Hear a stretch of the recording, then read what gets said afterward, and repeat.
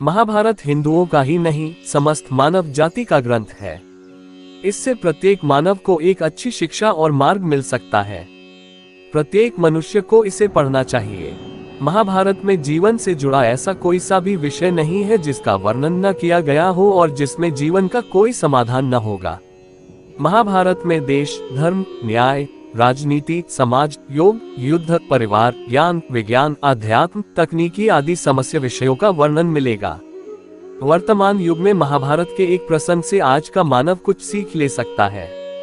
ये प्रसंग उस वक्त का है जबकि पांचों पांडवों को वनवास हो गया था।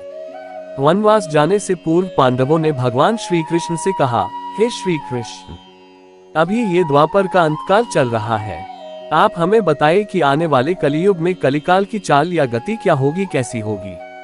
श्री कृष्ण कहते हैं, तुम पांचों भाई वन में जाओ और जो कुछ भी दिखे वहां आकर मुझे बताओ, मैं तुम्हें उसका प्रभाव बताऊंगा। पांचों भाई वन में चले गए। वन में उन्होंने जो देखा उसको देखकर वे आश्चर्यचकित रह गए। आखिर उन्होंने वन में क्या देखा और श्री कृष्ण ने क्या जवाब दिया। पांचों भाई जब वन में रहने लगे तो एक बार चारों भाई अलग अलग दिशाओं में वन भ्रमण को निकले। युधिष्ठिर भ्रमण पर थे तो उन्होंने एक जगह पर देखा कि किसी हाथी की दो सूंड है। ये देखकर युधिष्ठिर के आश्चर्य का ठिकाना नहीं रहा। अर्जुन दूसरी दिशा में भ्रमण पर थे। कुछ दूर जंगल में जाने पर उन्होंने जो देखा उसे देखकर वे आश्चर्य में पड़ गए। उन्होंने देखा कि कोई पक्षी है, उसके पंखों पर वेद की ऋचाएं लिखी हुई हैं, पर वह पक्षी मुर्दे का मांस खा रहा है। दोनों भाइयों की तरह भीम भी भ्रमण पर थे। भीम ने जो देखा वह भी आश्चर्यजनक था। उन्होंने देखा कि गाय ने बछड़े को जन्म दिया है। जन्म के बाद वह बछड़े को इतना चाट रही है कि बछड़ा लहूलुहान हो गया। सहदेव जब भ्रमण पर थे तो उन्होंने चौथा आश्चर्य देखा कि 6-7 कुएं हैं और आसपास के कुओं में पानी है, किंतु बीच का कुआं खाली है। बीच का कुआं गहरा है फिर भी पानी नहीं है। उन्हें ये देखकर घोर आश्चर्य हुआ कि ऐसा कैसे हो सकता है। नकुल भी भ्रमण पर थे और उन्होंने भी एक आश्चर्यजनक घटना देखी। नकुल ने देखा कि एक पहाड़ के ऊपर से एक बड़ी सी शिला लुढ़कती हुई आती है और कितने ही वृक्षों से टकराकर उनको नीचे गिराते हुए आगे बढ़ जाती है। विशालकाय वृक्षों भी उसे रोक न सके। इसके अलावा वह शिला कितनी ही अन्य शिलाओं के साथ टकराए पर फिर भी वह रुकी नहीं। अंत में एक अत्यंत छोटे पौधे का स्पर्श होते ही वह स्थिर हो गई। पांचों भाइयों ने अपने देखे गए दृश्य की चर्चा की और शाम को श्री कृष्ण को अपने अनुभव सुनाए। सबसे पहले युधिष्ठिर ने कहा कि मैंने तो पहली बार 2 सूंड वाला हाथी देखा। यह मेरे लिए बहुत ही आश्चर्यजनक था। तब श्री कृष्ण कहते हैं, हे धर्मराज, अब तुम कलिकाल की सुनो। कलियुग में ऐसे लोगों का राज्य होगा जो दोनों ओर से शोषण करेंगे, बोलेंगे कुछ और करेंगे कुछ, मन में कुछ और कर्म में कुछ। ऐसे ही लोगों का राज्य होगा। इससे तुम पहले राज्य कर लो। युधिष्ठिर के बाद अर्जुन ने कहा कि मैंने जो देखा वह तो इससे भी कहीं ज्यादा आश्चर्यजनक था। मैंने देखा कि एक पक्षी के पंखों पर वेद की ऋचाएं लिखी हुई हैं और वह पक्षी मुर्दे का मांस खा रहा है।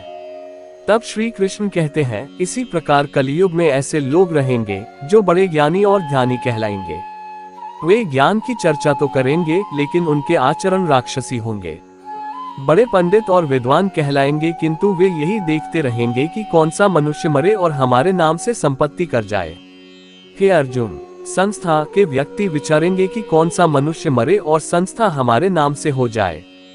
हर जाति धर्म के प्रमुख पद पर बैठे विचार करेंगे कि कब किसका श्राद्ध हो, कौन कब किस पद से हटे और हम उस पर चढ़े।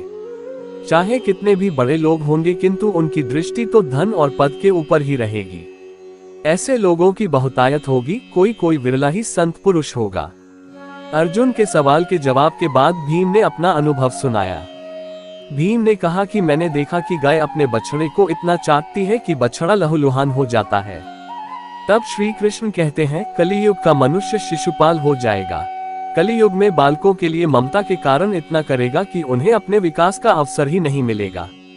मोह माया में ही घर बर्बाद हो जाएगा। किसी का बेटा घर छोड़कर साधु बनेगा तो हजारों व्यक्ति दर्शन करेंगे, किंतु यदि अपना बेटा साधु बनता होगा तो रोएंगे कि मेरे बेटे का क्या होगा। इतनी सारी ममता होगी कि उसे मोह माया और परिवार में ही बांध कर रखेंगे और उसका जीवन वहीं खत्म हो जाएगा। अंत में बेचारा अनाथ होकर मरेगा। वास्तव में लड़के तुम्हारे नहीं हैं, वे तो बहुओं की अमानत हैं, लड़कियां जमाइयों की अमानत हैं और तुम्हारा ये शरीर मृत्यु की अमानत है। तुम्हारी आत्मा परमात्मा की अमानत है। तुम अपने शाश्वत संबंध को जान लो बस। भीम के बाद सहदेव ने पूछा, हे श्री कृष्ण, मैंने जो देखा उसका क्या मतलब है? मैंने ये देखा कि 5-7 भरे कुओं के बीच का कुआं एकदम खाली है, जबकि ऐसा कैसे संभव हो सकता है? तब श्री कृष्ण कहते हैं, कलियुग में धनाढ्य लोग लड़के लड़की के विवाह में, मकान के उत्सव में, छोटे बड़े उत्सवों में तो लाखों रुपए खर्च कर देंगे, परंतु पड़ोस में ही यदि कोई भूखा प्यासा होगा तो यह नहीं देखेंगे कि उसका पेट भरा है या नहीं।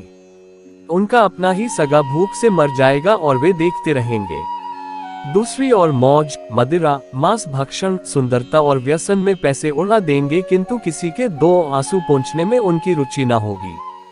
कहने का तात्पर्य ये कि कलियुग में अन्न के भंडार होंगे लेकिन लोग भूख से मरेंगे। सामने महलों बंगलों में ऐशोआराम चल रहे होंगे लेकिन पास की झोपड़ी में आदमी भूख से मर जाएगा। एक ही जगह पर असमानता अपने चरम पर होगी। सहदेव के बाद नकुल ने श्री कृष्ण को बताया कि मैंने भी एक आश्चर्य देखा। वही ये कि एक बड़ी सी चट्टान पहाड़ पर से लुढ़की, वृक्षों के तने और चट्टाने उसे रोक न पाए, किंतु एक छोटे से पौधे से टकराते ही वह चट्टान रुक गई। तब श्री कृष्ण ने कहा, कलियुग में मानव का मन नीचे गिरेगा, उसका जीवन पतित होगा। ये पतित जीवन धन की शिलाओं से नहीं रुकेगा, न ही सत्ता के वृक्षों से रुकेगा, किंतु हरि नाम के एक छोटे से पौधे से, हरि कीर्तन के एक छोटे से पौधे से मनुष्य जीवन का पतन होना रुक जाएगा। श्रीमन नारायण नारायण हरि हरि। इसलिए कलियुग का यही सत्य और धर्म रहेगा।